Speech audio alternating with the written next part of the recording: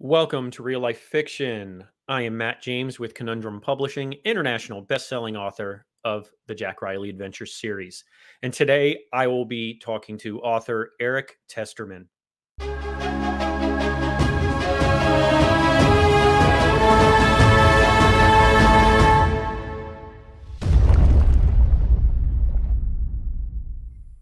Hey, Eric, what's going on? Thank you for coming on and chatting.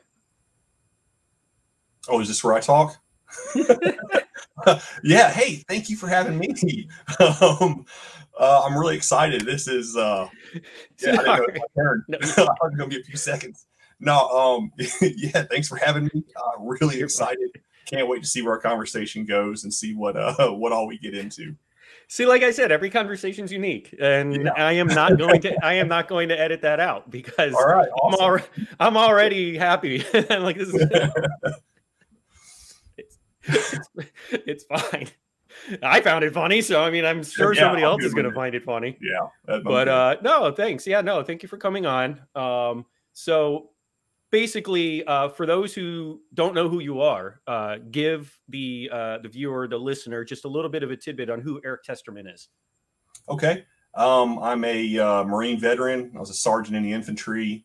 Now I'm a supply chain nerd. I work on buying and moving chemicals and logistics and fun things like that, which pays the bills pretty well. So it's kind of hard to Forrest Gump my way into this field because I was a criminal justice major in college. I don't know what I'm doing here. I kind of planned on being a cop at some point, and then the mercenary in me wasn't happy with the amount of pay that I'd be receiving for putting my life on the line and being mistreated and things like police officers typically are. I'm a competitive shooter. That's always been my sport of choice. Growing up, we never watched sports. Like I just remember my dad always coming home from competitions on the weekends and stacking trophies up high and always just being awed by that. And so once I got into college, I've kind of followed in his footsteps and got into competitive shooting of pistols and rifles and not shotguns so much. Never really gotten shotguns for some reason. So you're just a two-gun guy. You're not doing the I'm not a three-gunner. Okay. I've done it a few times, but I've done poorly. That's kind of my hobby of choice in my free time is shooting, and then all the rest of my time is taken up by after my family. My family comes first. After family and work, and then it comes down to thank you. My wife you're first. But after that, then it comes down to writing. I love writing, and this is something that I'm passionate about, and I plan on doing for a long time. And that's pretty much it about me. Not a whole lot. If you're more interested in anything else, feel free to Google. I'm sure some things will pop up. Hopefully, nothing too embarrassing. Yeah, no, that would be preferable. Very similar on my end. Everything revolves around my family. I do this obviously because I enjoy the heck out of it, but at the same time, for me personally, the biggest reason, not the biggest reason I wanted to write full time, but the most enjoyable part about it for me personally is because now I'm home all the time. Personally, like that's the goal. That's the goal. Exactly. Yep. And I know it's like, working. I'm like, no, I basically worked retail my entire adult life for almost 20 years in different facets, whether it's management or whether it's just being a grunt and, just putting your head down and working. Yeah. But I got to a certain point to where I just refused to miss more time with my kids and my wife and just family in general. And I was given an opportunity to give up the grind, and here I am. And I will tell people the number one thing, the biggest thing on my mind was being home more. And I wrote enough, but I didn't write enough. And now I can do that and I can be home. So it's like it solved a lot of problems, It's a win-win. It's a win-win. It absolutely is. And now the little free time I do have, I'm doing this. And this is great. Where my free time used to be my writing, now my free time is something else. So it's actually opened up more avenues, which is the whole point. It's like I want to bring out more of the industry, which in this case is just talking to you guys. And I'm glad you're doing this, you know, because I'm going to be on video. For better or for worse, you are now on video, Yeah, Eric. For better or for worse. West of Prehistoric, the series has done pretty well for you, and the covers are pretty cool too, right? Yes, they are. They're done by this fantastic guy named Matt James. He's every time I talk to Rick Chesler and he started talking about certain books, I'm like, yeah, I know the cover artist really well. He's yes. I was going to bring that up next, or whatever he said. He goes, no, look at this. Yeah, there it is. This is. I was ready to, shameless plug. I was super happy with how they came out too. Don't get me wrong. It's like, oh, a cover is a cover. Like I've done a lot of them, and I'll do them to how the author wants, regardless of my input. But in this case, you were so open to be like, hey, I just need something really, really cool. And and you like dinosaurs and 6-shooters. And I'm like, yep. All right, give me a challenge. Because that was great, because sometimes it's so detailed that I get really like flustered and like there's too much to like put together, too much to process and put into a cover. So in this case, it was. I love them. I'm sorry. Dude, I love them. I've got them everywhere. All over my social media presence, I've got your covers. Thank you very much. But tell us about the story about the Jedediah Smith. Tell us about it. So Jedediah Huckleberry Smith, because he needed a strange name, I guess. And I can see my Huckleberry behind you. Yes. You see my influences. I was about to say, as soon as the camera came on and I saw Tombstone, I'm like, Huckleberry, I get it. Yeah. So I just actually my whole writing career started with Kindle Unlimited. I bought the Kindle Unlimited, like $10 a month for tons and tons of books. And I was having a really hard time finding stuff that I've realized as I've gotten older that I'm more selective about my reading just because of time constraints. Sure. And so I was having a hard time. I was finding lots of books that just didn't really grab my interest. And I was complaining to my wife about it, I just miserable not being able to find anything to read. And she was like, well, you're a pretty good writer. Why don't you try? And I was like, I'm not a bad writer. I write better than I talk. I kind of talk like an idiot. I tell people I speak one language and it's bad English. Yeah. So, honestly. Yeah, so she was like, go for it. Let's get on this. And I was like, all right. I got started.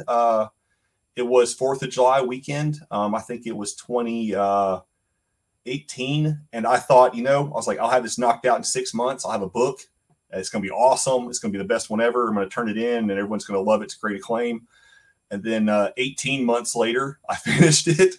And I started, I'm a big poster on several forums online. Like, I should shout out to them, NC 4x4 Forum, Carolina Firearms. So I went on these forums and I was like, hey guys, look, I wrote this book. It's about, a man, it's got some revenge, and it's got cowboys and dinosaurs. Is anybody interested in reading it? And they just, they loved it, of course, it's kind of hard to get people to be interested, and kind of give up their time to look at something that I've created. And it gained a lot of traction. And then I started going through the process of, publishing and things like that. And the whole time I was going down that publishing path of, trying to get it out there, I just kept passing it to everyone who was interested. Hey, let me know what you think. Do you like it? Do you not like it? What sucks? What can I do better? And across the board, well, from the people that responded, they liked it. I'm sure there were some that never responded that didn't like it. And I know who you are because I have email chains from us. So you asking me for the book. So yeah. How dare you? Look at me now. I'm on camera. Look what you missed.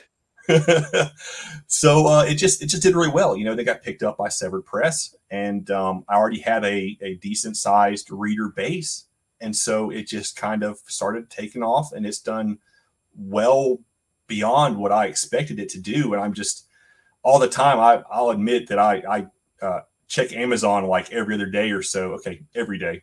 and see if I got any more reviews in and see where I'm at. I'm just amazed by it. It's like, wow, that people like it, and I used to be so embarrassed by my subject because people would ask me, oh, you're writing a book. What's it about? And I was always so kind of ashamed to be like, oh, it's about cowboys and dinosaurs.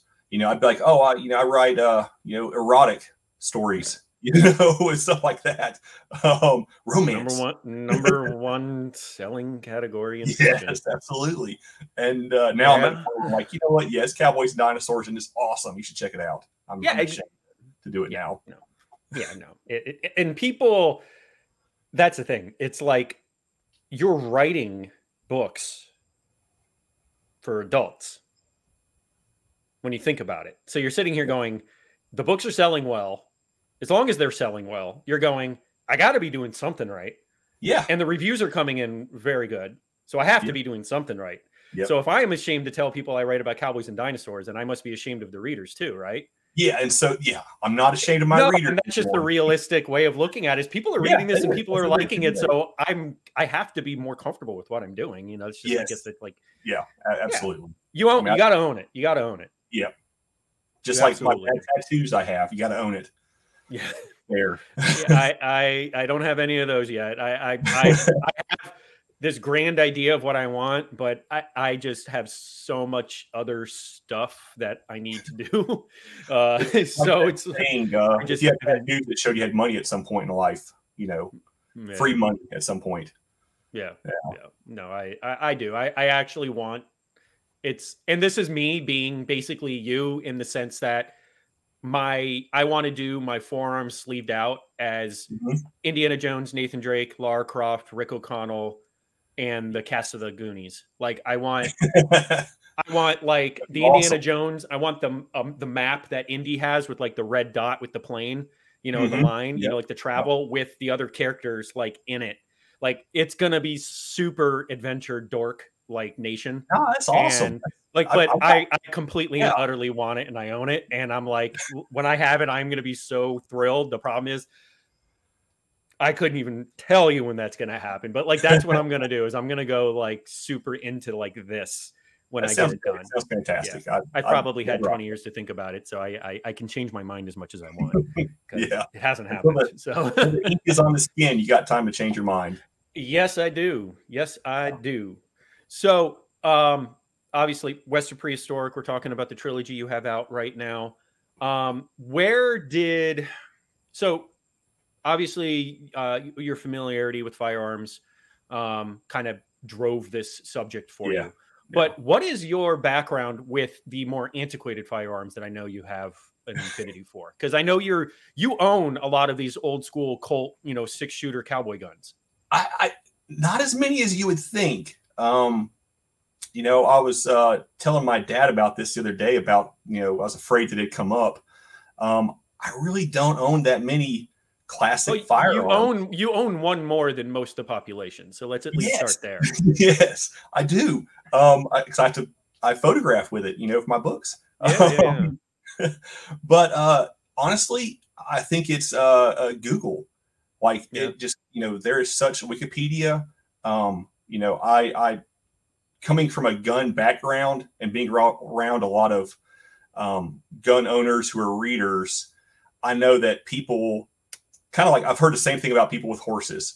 Like if you know something very well, if you're very familiar with horses or firearms, it drives you nuts when you read about something or see something in a movie that is impossible, improbable, just not, somebody click on a semi-automatic. Okay, it doesn't happen, but it happens all the time in media. And so I know that people like that will throw my book across the room if I get anything wrong. And a wheel gun, it'll click, but yes, exactly. Not a semi-automatic. So I didn't have that problem with my wheel guns. So I just really researched it. When I did my first book, the first one, Western Prehistoric, I even was counting how many bullets he fired as to how many would fit the cylinder in my action scenes. And I was like, okay, got to do a reload. Okay, you can't do a reload here. You're going to have to make do with this many shots instead.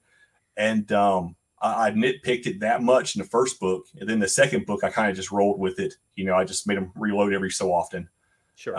Yeah. But that kind of that familiarity and detail, and knowing what your readers want and expect. I mean, they expect cool turn of the century firearms. I wrote the book for 1885. One of the rifles that the main character has is the 1886 Winchester, which was not out at the time, but I wanted him to have almost like this mythological weapon that he picks up along his travels, where it came, directly from John Moses Browning into his hands, and it was a prototype.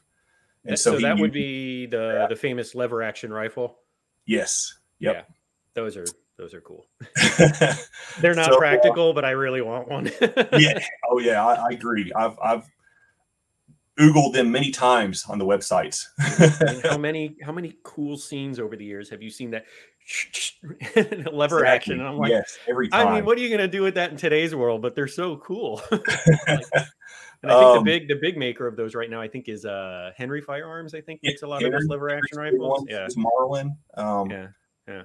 And my background being growing up on westerns, on Lula Moore books. Yeah. I take a lot of I don't know. I lean a lot towards Lula Moore in my writing, where I'm not heavily detailed. I like to, not be too verbose like I am being right now. But just kind of talk about, just I don't want to describe the full scene. I want to give enough for the reader's imagination to kind of fill in a large portion of it. Like some description and then roll with it. Yeah. And that's very much Lula Moore right there. And that was also a guy who, Lula Moore, he lived the life. He knows what it's like to be punched in the face. He knows what it's like to shoot a rifle and pistol, and you can tell that in his writing. And not that I've been punched in the face often, not since like 7th grade. I actively avoid it. Yeah, but I actively avoid it. I tell people first and foremost, the reason I have a concealed carry permit and the reason I carry a knife is because I will lose in a fist fight 10 out of 10. But I actively avoid conflict because I'm just not. Yes. I'm not that kind of guy, and I don't even want. Like, some people seek it out. I actively avoid it, and I'm not a fighter. I am not. But that kind of familiarity comes across in people's writing.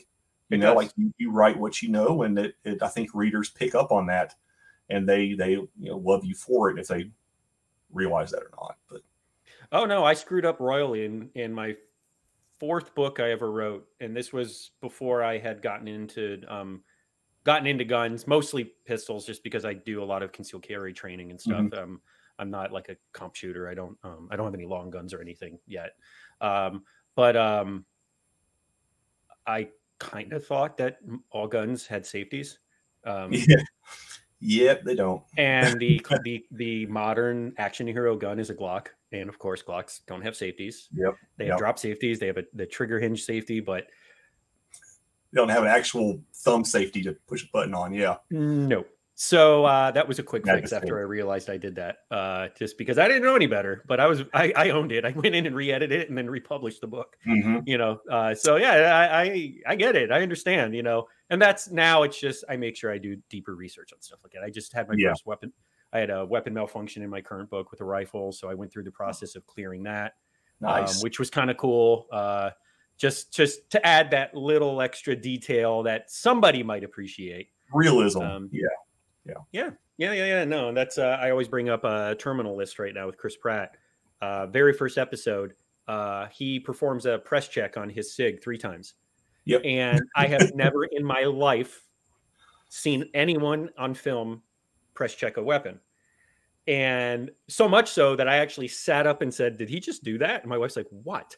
I'm like, he loaded it through the thumb safety, took the slide and checked to make sure that it properly loaded into the the barrel. And she's like, "Why?" And I'm like, it's just the depth that they went for. Yes. The realism of it. Yes. It means absolutely nothing. Actually in the first episode, it means everything. Because the reason he realized he was using a gun that he shouldn't have been using, the only reason he saw it was because he looked down to press check the weapon and he realized the gun he's using is his. Yep. It's the only reason. So they actually brought that into the main plot of the story. So I was like, wow, I really, really dig this. And again, just that little bit of detail drove the story. And I love it. And just being able to give that to the reader in this case, I just, to me, it's doing a disservice if you don't. Yes. Even if it has nothing to do with the story, it's just that little extra detail that's kind of cool. Yeah, I think whenever you write about stuff, you know, especially if it's something that you don't know a lot about, you know, or for my instance, you know, turn of the century firearms, I don't know that. I do now. At the time, I didn't. But horses, man, I've never ridden a horse in my life. I would have loved to. I think they're kind of scary, but you know, I've got to. You got to throw small details in there so the reader thinks you know what you're talking about. Even like me, I've never ridden a horse, but I can write all about somebody saddling one up and riding. You know, just to clarify, you've never shot a dinosaur. Yes, yes, I've never done that either. I'm just making sure, because some people will be like, "Oh my God, this guy's background. If he knows everything that he writes about, then he has obviously killed dinosaurs with." Yes, exactly. Yeah, don't read too much into it. Just clearing the air, just clearing it up. Yep. Yeah. So, and honestly, I got to give you more power. Writing in period sucks. And there's a story that I've been wanting to write that revolves right about the same time that your series revolves around, in the 1880s. And it's the founding of Roswell, New Mexico.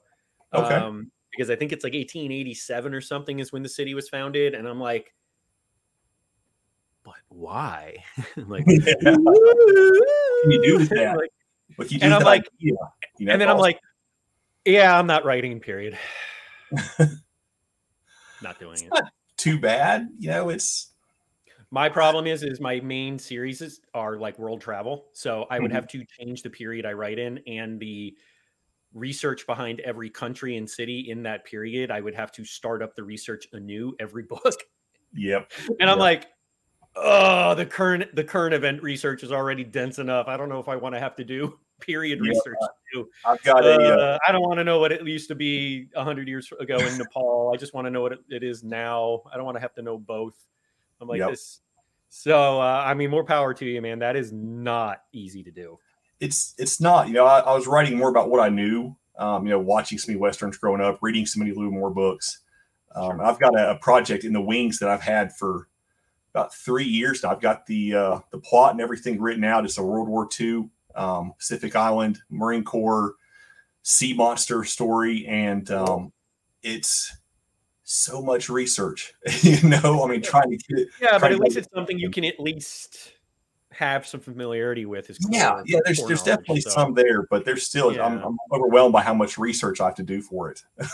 You know, there's a lot I don't know about that time period. So sure. So like a lot of my influences are film. So I grew up as a movie geek, movie nerd. Wasn't a huge reader younger. So everything I adored when it came to, in this case, the action adventure genre that I've ingrained myself in is usually from entertainment. So whether it's video games or movies, mostly movies. What about you? So obviously you're influenced by your time as a Marine. You're also influenced by your dad, your shooting background. Obviously your love for the Wild West in this case, or at least I'm assuming you have a love for the Wild West, considering all the I can't wait to move to Wyoming. And my main character Jack was a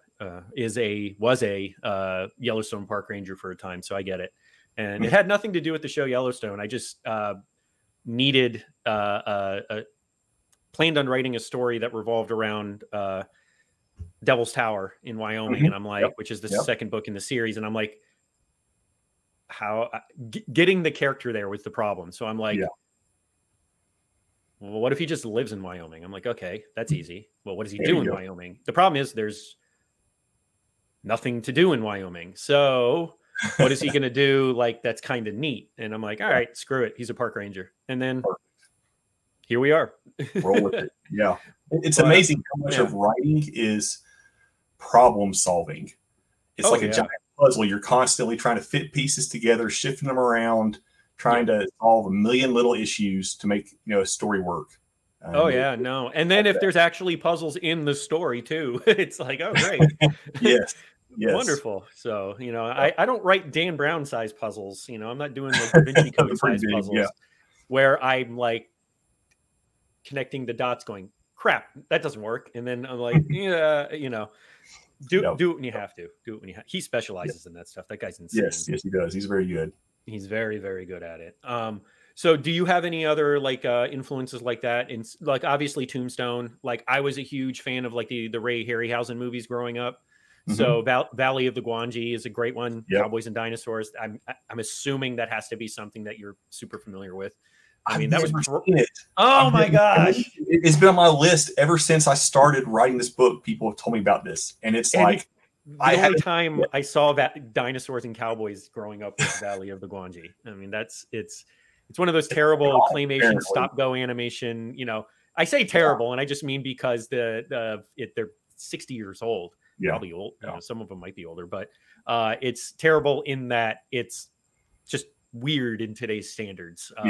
As far as the technology at the time, Ray was a nut, and obviously he did Seventh Voyage of Sinbad, Jason and the Argonauts, Clash of the Titans. I mean, all of these massive hits with this style of animation. Yes. But so that was big for me too, because I got to see a lot of them. I got to see modern man fighting something that wasn't modern. Or like, I guess you would say like The Lost World is another another big one with dinosaurs and modern man. But yeah, I wasn't sure if there was like any kind of connection to that, because that was always such a big one for me growing up. No, not that one. I would say a big influence of mine would be Larry Correia in his Monster Hunter International series. Reading his books, you know, he kind of started off the same way I did on a web forum, writing for Gun Nuts, and it just blew up.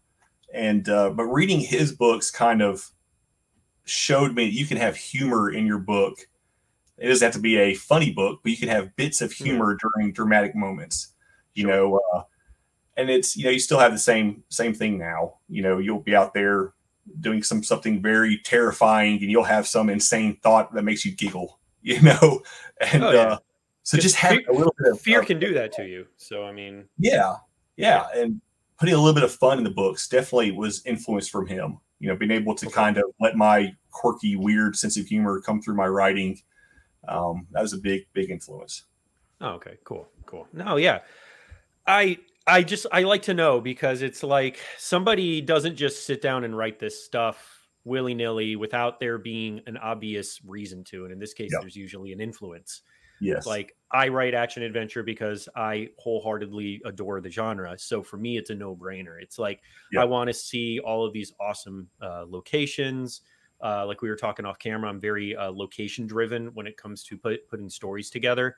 I'll see a picture of something and then just want to be like, man, I really want to write about that area. And then I'll look it up and see, is there anything I can write about, whether it's treasure, whether it's like mythic stuff, supernatural stuff, historical relics, like the first Jack Riley book with the Nazi gold train. So it's like, I'm like, okay, Nazi gold train, Poland, done. Auschwitz, I got the Nazis. Story gonna happen. So I mean, great American pastime.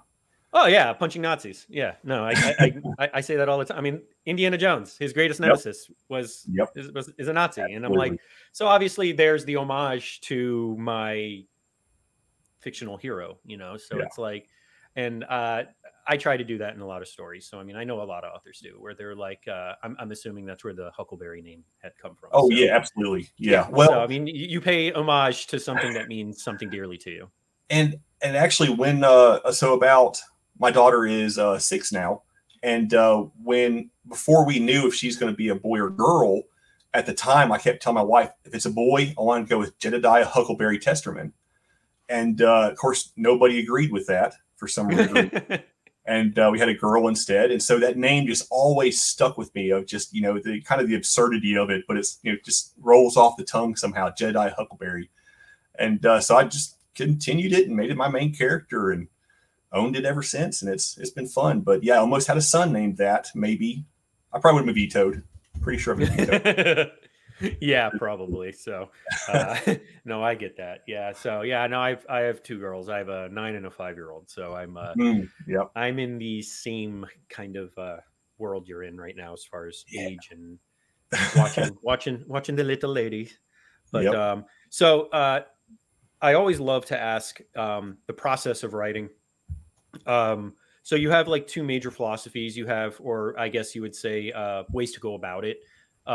You have the super outliner, the guy that writes the book before he writes the book. Yep. And then you have the guy that doesn't have time for that crap and just sits down and writes a story. So writes by the seat of their pants, or as we belovedly call them, pantsers. Personally, I identify closer to a pantser, but I'm not that far. So I'm kind of in the middle, leaning towards pantser, because I do get the story going. I do outline a few chapters ahead, kind of to give myself direction, but I'm not like, chapter 47 is going to be about this, and I'm only on chapter 20. I'm like, dude, the story's going to change 10 times until I get there. So at that point, my philosophy might be wrong, is I'm wasting time. Because if I'm going to write down all this crap and then change it, what's the point? But I know a lot of successful authors that go nuts with outlines. So I whatever floats your boat. I am kind of curious, when you sit down and you're putting a story together, obviously we all do a bit of research at the beginning, because we need to know, number one, is there enough to write a story? Because it can't just be a really neat idea and then you're like at chapter 20 and going, oh crap, I'm out of ideas. So we need to kind of understand that this is, it's a longer process. But what does that look like for you? Like when you get an idea for a story, you start doing your research, whether it's outline, how deep do you go? Like what is it like right now with the book you said you were currently working on? Like when that first idea started, like where did that take you before you really started kind of, this is it?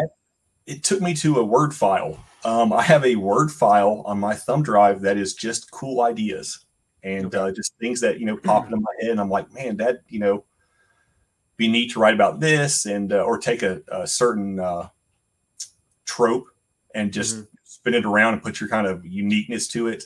I've just got a list of just cool ideas I'd love to write about at some point when the time's right. And sometimes these ideas kind of connect over time as I'm thinking about it. Sometimes I forget about them until I look up on that file and I'm to add something else. I'm like, oh yeah, okay, this is great. So I need to think on this some more. But when it comes to writing, I'm more of a pantser, I suppose, with waypoints in it. Okay. I'll write a book and I'll be like, you know what? It's a Western. It's got to have a wagon chase scene. It's got to have a railroad scene, action scene of some sort. It's got to have a shootout. And I'm like, I've got to include these points as I write, but I don't like locking myself into a real rigid outline, because I kind of like the notion of discovering the story as you go. If you find something really cool or something pops in your head while you're writing this one chapter and you're like, wow, that was way better than my previous idea, I'm going to run with that idea. I'm not going to go and revamp a whole plot outline for it. I'm just going to take that, run with it, see where I can get to, and just, have fun with it, and hope the readers do too, I guess. Yeah. And that's something I'll say without trying to get your vapors up, is that honestly does show the sign of someone that can actually like look at themselves and go, this is a better option. I just need to go with that. It's the self-awareness of a more veteran presence behind the keyboard, to be honest, because I wasn't willing to do that when I first started out, because I felt like the original story was going to be the best story because it was the original story. Yeah. You know what I mean? So it was more stubborn of me, but now 8 years later, I kind of understand where my mind was at the time, because I wasn't as willing to like break stride in order to go in a different direction, because A, I didn't know if that was like normal, but B, I was like, maybe I'm not ready to do this if I'm so willing to cut down my story at its knees and start a new in another direction. And but now I do it all the time. Sometimes it's brutal to delete big chunks of writing for something better. it's difficult sometimes to do that. Or in my case, I cut and paste it to another file and hope I can use the idea later, or that portion of the story. Yeah, I have half a book that's been sitting for 5 years because I finished way too soon, and I have no freaking idea how to make it bigger and better. Yeah. And it's been sitting. It was like 4 months of writing that I have nothing to show for it. Well, 2 months of writing, and then 2 months before I decided to scrap it, because I hit such a wall. And it wasn't writer's block wall by any means. This was just me not putting together a great story before starting to write the story. Yeah. So this wasn't like, oh my God, this book's amazing, I can't wait, I can't do this. I got into the middle of the book and went, where the hell am I going? And it was a creative like awakening going, dude, slow down. Like what the heck? And then I'm like, you know what? I am just going to put you aside like the good boy I pretend I am when it comes to writing. I'm going to be the adult here and not try to push through something that doesn't exist. And here we are 4 years, 5 years later, and it's still just chilling. I opened it up. I'm like, oh, this sounds like a really good story. And then I'm like, I still have no idea what I'm going to do with it because I haven't dove any deeper into it to try and break through that wall. So man, maybe one day I'll figure it out. Just do the Stephen King thing and just make it about aliens suddenly. You know, oh no, it already revolved around that. Okay, there you go. So, yeah. No, it was more of like getting to the main conflict way too early in the book, and I'm like, okay, well, if that's the case, maybe I can like true lies it, and then discover another conflict after they blow up Key West, and get into a Harrier jet and fly to downtown Miami and have a whole nother conflict. Yeah, yeah. Which is why that movie is one of my favorites ever. Is just because it never stops. It's amazing. But that was kind of my idea. Is I was like, well, I could literally true lies it and go, when you think the movie's over, maybe the movie's not over. But I'm like, it's just beginning. No, the way I was it was pretty much over. It's like the way the destruction that I created, I'm like, it's still something that I plan on looking back at, but it wouldn't fit into anything that I'm currently writing anyway. So it doesn't really, it's too science fiction. It's all historically, like there's a lot of historical relevance to it, and that's all my stories. But that book, that got a little sci-fi, which I knew it was going to get there. But with my current writing schedule, with what I'm trying to put together, it would definitely be down the road when I'm I guess struggling for another project, and I'm just not there. I'm just not there. I got too much to write. But so obviously, outside of writing, we know you like to do comp shooting. How often do you do that? Nowhere near as often as I used to before I started writing. Gotcha. I think there's definitely a story there. I don't know, story. I don't know. There's like a bad joke there about either you have time or money. You never have both at the same time. You know, it's always one or the other. And so when I first got into it, it was like all the time, not much money. And now it's no time, decent money. And it's just, you know, whenever I can. It's not very often anymore, unfortunately. Definitely rusty when it comes to that. Yeah. Well, I mean, in anything into it. Yeah. I mean, anything creative is going to take time. I mean, it's the same as if you're a world-class athlete. You don't get there by doing it part-time. It's one of those things where, are there a lot of part-time writers? Yeah, I was one of them for forever. I mean, I get it, but it's like, you can only progress to a certain point because how many hours are you actually putting into the craft in order to get better? That's like my daughter now, she's doing a lot of acro, and she's really good for being 9, but she's putting a ton of time into it, and it's showing. And even her teachers are like, if she wants to do this, you're not going to get 45 minutes a week and do it well. You're going to do like, okay. But so we were like, okay, I'm like, and we had to tell her there's going to be other things that you're going to have to not do anymore if you really want to get into this. Yes. You got to sacrifice. Oh yeah, you do. Sacrifice where you can. You do. You absolutely do. And in this case, because so I attribute what we do as to like a musician. So, you know, it's creative. It comes from somewhere that's hard to explain. A lot of it is so in our case, it's not really the writing, because you can teach writing, but it's the storytelling. And imagination is something you can't teach. And it's like speed, strength. Like some of those things you can train to get there, but a lot of the time it's just God-given ability. And you can get close. You know, that's like a really good athlete versus the best. The best is not the best trained their butts off to get there, but the best also were given a little something extra at the beginning. And a little bit of extra umph. A little, a little extra umph. Just that, a little get. Exactly. So anything else? So like obviously time is of the essence. So we don't have a lot of time to do anything else. So so anything besides shooting in this case, or in this case writing, because I know you do work full time, you do have your family.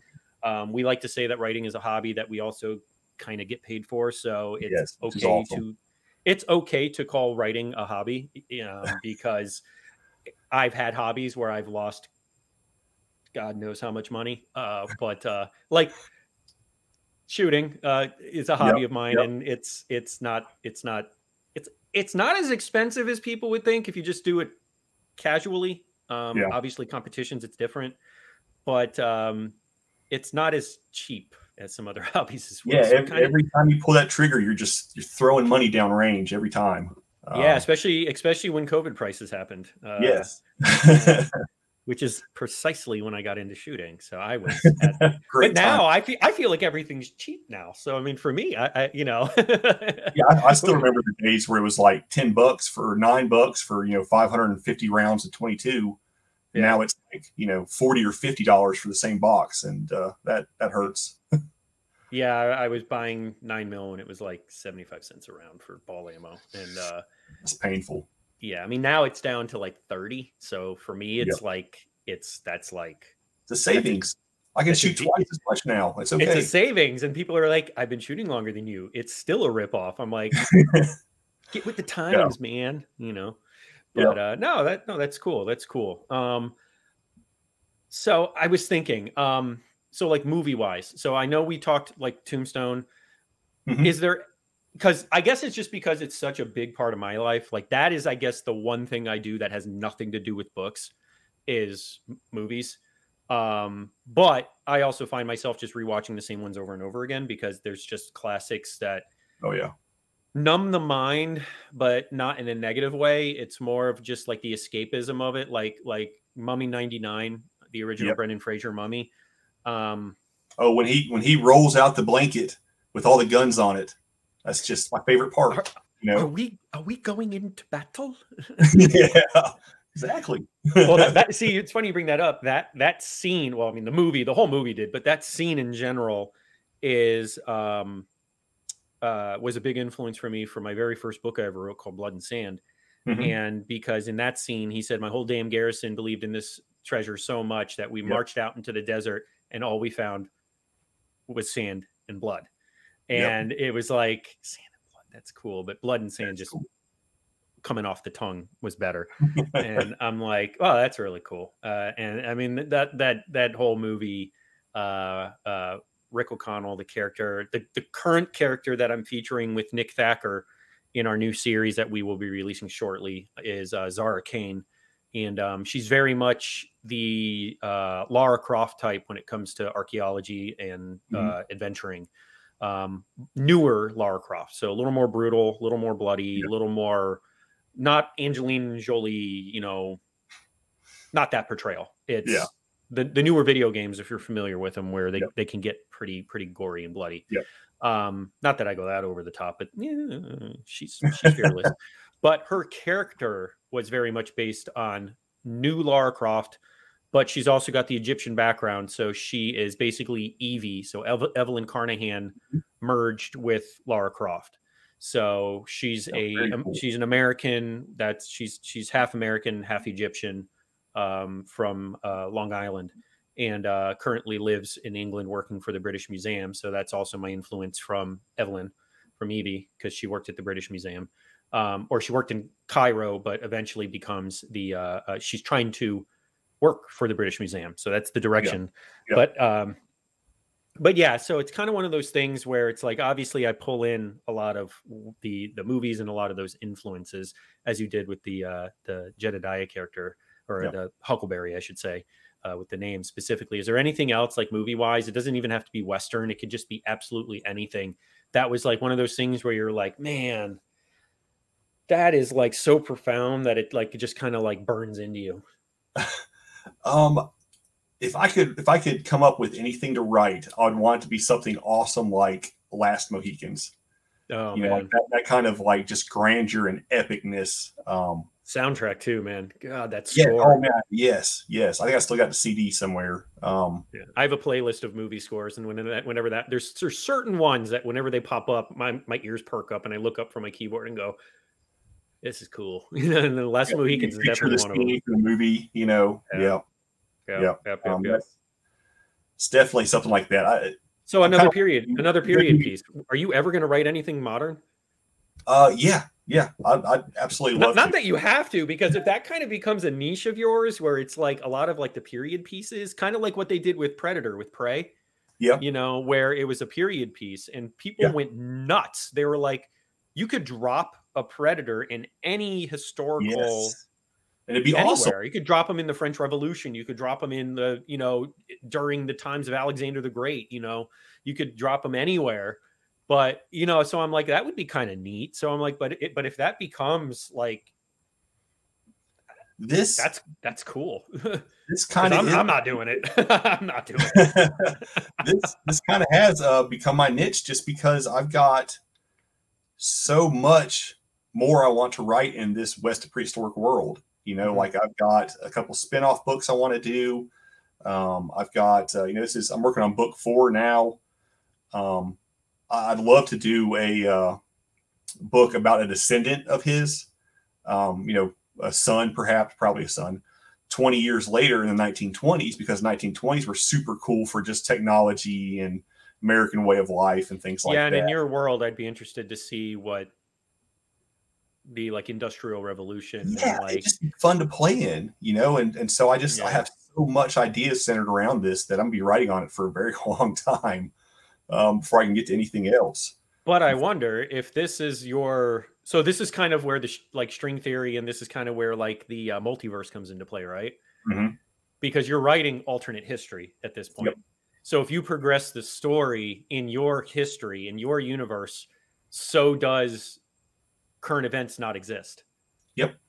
So World War I, World War II, like maybe they do, but maybe it's a different partnership with allied and access countries. Maybe everyone just gets along, or maybe everybody hates each other. No, but the whole point is the partnerships wouldn't come out the same, because something would have happened in world history to diverge, or to, you know. So and, that would be super cool, because I got dinged with a 2-star review a couple weeks ago because I made Wyoming become a state because of the events of the first book. Wyoming became a state earlier than in our history, and a reader decided to point that out, and then they said, well, I haven't read the book yet, but you got the year wrong for when it became a state. I'm like, well, yeah, there's also no dinosaurs in the real world. So that's my favorite. I haven't read it yet. Or I flipped open to page 30 and this doesn't make sense. I'm like, well, yeah, come on, read the book first. I'm like, dude, I'm writing about treasures and like historical stuff that either haven't been found. So how historically accurate do you want me to be? This is going to be a really short book. There ain't no information. I have to make it up, guy. You know, it's like, no, I get it. Yeah, and in your case, because it's historical events set in the past, it's probably one reason why I don't want to write period.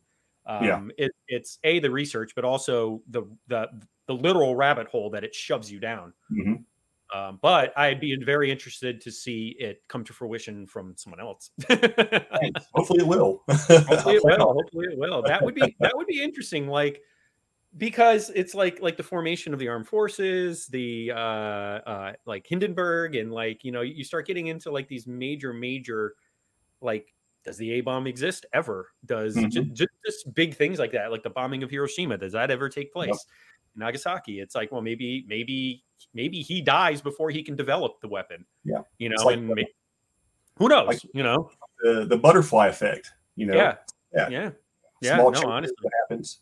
Yeah. And that's like what the MCU is going through right now with the multiverse, which is incredibly hard to grasp as much as I try to love it. I'm waiting for phase 5. Let's put it that way. So to kind of start to wrap things up, we've had a lot of fun.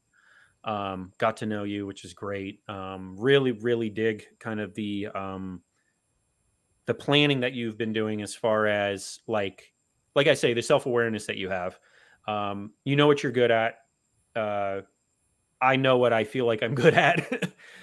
Which is the number one thing that I suggest anybody watching this that is getting into books or getting into writing of any kind. Doesn't matter if it's, in this case, you know, fictional tales of adventure or whatever, but understand who you are as the writer, understand what you're good at, understand what, I guess, genre you're passionate about, because it comes out in the writing. I've deviated and I've done some horror. I've done some science fiction. I've done a straight spy thriller, which I thought was amazing. It sold terrible. But it was kind of my homage to John Wick and like James Bond and like that kind of stuff. Like the classic, more human element spy thriller, assassin type thing. I thought it was cool, but whatever. So it's like, I have all these stories I want to write, but they don't fit into what I do. You know, as far as like creatively, I can't set Jack or Zara in an adventure I want to write in a futuristic like Mars colony. It's like it doesn't work. It's like, it'd be cool to write about. Like the story itself is like, the premise of the story sounds amazing, and I actually showed it to my partner Nick about it, and he was like, "This is great," and I'm like, "I can't write a science fiction horror novel, dude." I've tried. I can't do it. I can do it, but it's a waste of time. Yes. Like... I've tried doing some small bits and pieces futuristically, you know, in the future, and it's just, I don't have that sciencey imagination enough to come up with things like that. Yeah, the space opera, the fantasy thing where it's like you build your own world like a Lord of the Rings. Yeah, that's I don't have like, I guess, the overall grasp of it. I need like a grounding tool, and the grounding tool for me is history. So it's like, and it is for you too. So it's like, definitely. That's probably like the crutch that I rely on the most, but it's also, I think, what the reader can identify the easiest, is because everybody has a little bit of knowledge about something. It's just, you know, so it's like when you like, I'm currently finishing editing the 4th Jack Riley book. That's my version of Shangri-La. It's like, we all know Shangri-La to a degree, so we can appreciate what it could be, you know, and but there's like little things within other realms, other stories, where I don't have the familiarity that I do with history. So for me, I would be putting probably too much like guesswork into it, and just struggling with like a paragraph of like descriptive, because it's like just super into another technology that just isn't me. So I would feel cheap doing it, and I probably better to assume that it wouldn't sell as well as my current stuff. So why? But that's the self-awareness that I've developed as the years have gone by. You know, is it a cool story? Yeah. Do I think I could write it? Yeah. But that's about it. It's like, exactly. So it's all about trying to find that reader base. Yeah, no, it is. But it's also understanding that, you know, you also have, I hate putting this like in the way that it is a business. So it's like you have an idea of what sells with your name on it. So it's like, what are your, and all it is financially, does it make sense? No, it doesn't always.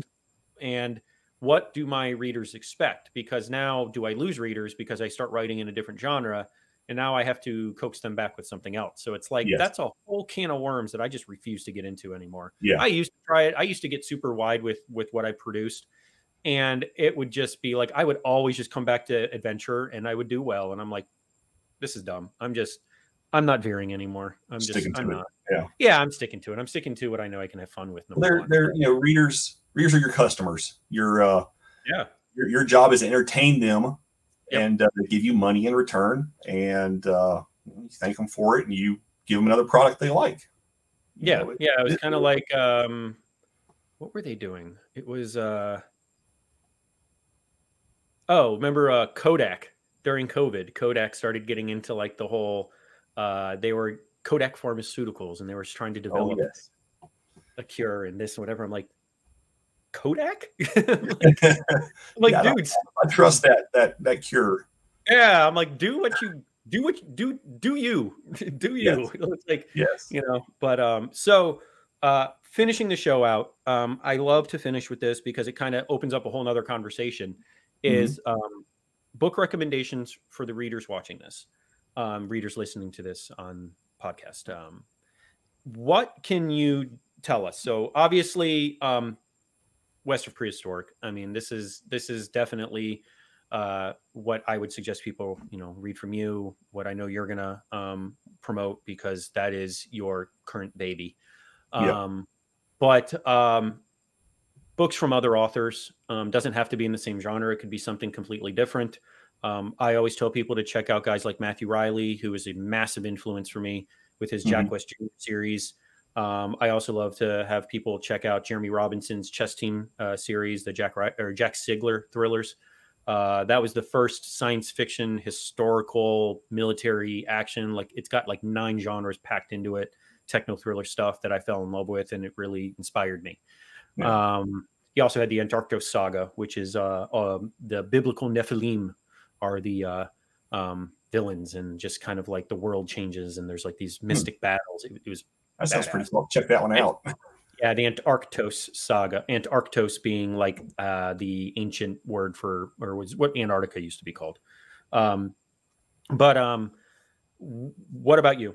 What can you kind of recommend? A couple titles, 1 title, 2 titles, 7 titles. What can you recommend for our viewers as something to check out?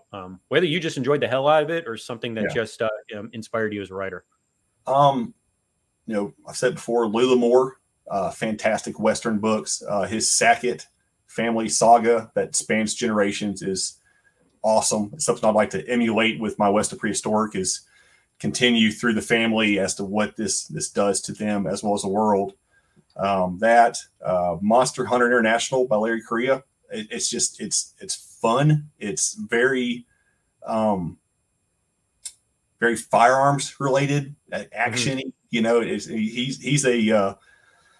He used to be a firearms dealer, and then he was an accountant, and then he was a trainer for concealed carry. So the guy is very, very well versed in lots of firearms, and it comes in his books, and it's awesome. And he's got a great sense of humor, so I always recommend him as well. Cool. But the main book I would say that I kind of that I have to read probably once a year would be The Gates of Fire by Stephen. Oh my goodness, what's his last name? Patterson? No, Stephen. I'm drawing a blank here. I'll have to Google it real quick. Gates of Fire.